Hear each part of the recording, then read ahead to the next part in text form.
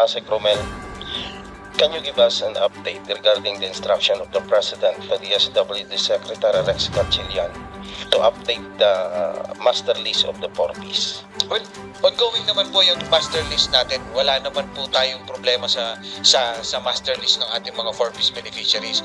Well, if I'm 100% sure na talagang ang sinabi ng ating Pangulo, pag-aralan yung mga mitigation program to make sure na yung ating mga conditional cash grant na binibigay sa ating mga 4Ps beneficiaries ay somehow relevant at resilient doon sa effects ng inflation.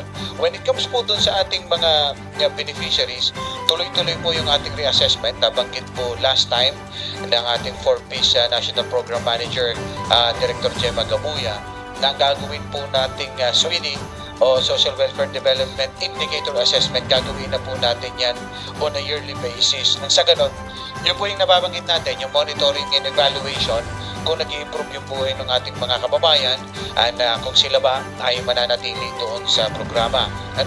May mga questions din nga po ngayon like online, may mga nagtatanong, teka, nasa na yung payout namin? Well, tayo po ay, if you're gonna ask me kung kamusta yung 4Ps program natin, ito po yung tip-top shape. Right on track tayo. Kung meron tayong mga non-payments, ito po yung due to dun sa revalidation, reactivation.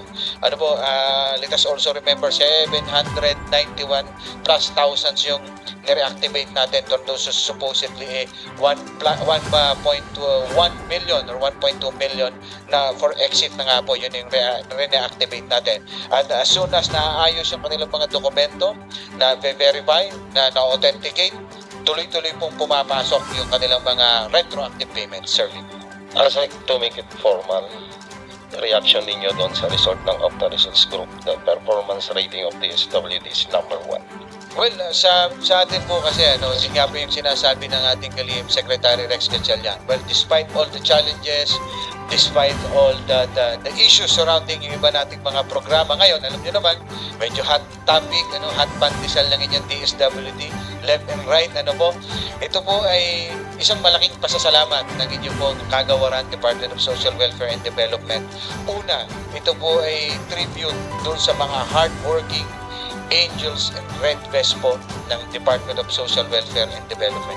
Sila po yung ating mga social worker, sila po yung ating mga development worker. At ito po, yung karamihan dito, factor yung mga existing program natin like SLP, factor din po dito yung ating po mga new innovations, na ito nakikita natin, na we innovate, hindi po tayong stagnant na department na ito yung meron, okay na tayo, hindi. We continue to innovate na mas marami po yung maabot ng ating programa at mas marami tayong mapulungan na poor, vulnerable at marginalized sectors ng ating society.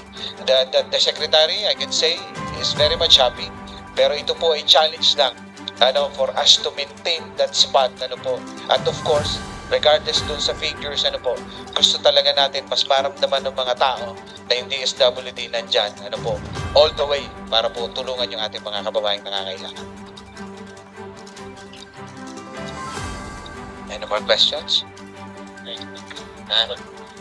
Yung online, kasi yung sa online naman yung tinatanong na ating mga kababayan, well, bigyan na lang natin ng pagkakataon. Kasi marami na akong kaibigan, yung mga Facebook, yung sukunan, mga 4Ps beneficiaries, hello, good morning po sa inyo. Nandito po uli ako. Well, yun, sabi niya, mag-resign na kayo, puro kayo ko'y rap. Sama nyo na daw kasi, well, we understand naman yung criticism. But then, trust me when I say, sa dami po ng issue surrounding DSWD, left and right, mula po sa ayuda scam, naging PI, naging AKAP, kung saan-saan, we have always maintained the regularities of our program. We have always maintained yung innocence. Wala pong nahihila, nakukuha sa amin. May mga glitches along the way as we continue to implement our programs. Pero, yung amin pong operational efficiency will speak for itself. Bonus na po siguro itong survey na natanggap natin. Number 1 tayo, kumbaga sa trust rating ng mga performing na agencies, mga government agencies. And with that, I think kahit papano, it will speak for itself. Thank you po sa aking mga best friends sa social media. Any more questions? Okay. Right, siguro kung wala na po, siguro si Asik Jun, you have the floor kung ikaw ay may parting message, Asik Jun. At syempre, encouragement kasi kami, we're very proud dun po sa ating SLP kasi we can really empower you.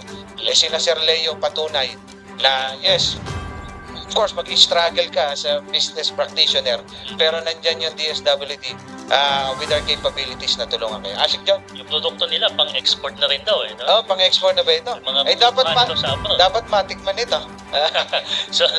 So yun po, maraming salamat po, no? Asik Nomel, Director Alvin, at sa mga kaibigan natin sa media, no? Sa pagkakataon na to, dahil of course, ang gusto talaga namin dito sa DSWD, sa SLP, no, na talagang mai-promote, mai-pakilala ng gusto yung namin ganito palang klaseng programa na hindi lamang po, hindi po ito ayuda, again, ito po ay isang one-time grant na para po sa mga kababayan natin na nagnanais talagang maangat po yung kanilang socio-economic condition, mga kababayang mahihirap sa vulnerable and marginalized sector. So siguro po yung mga hindi pa po nasuserve ng SLP, no, ng mga members ng 4Ps ang listahanan, maaari po kayong makipag-ugnayan po sa barangay and sa ating mga municipal coordinator kung nais po natin magawin nitong napakaganda at napaka-makabuluhang programa ng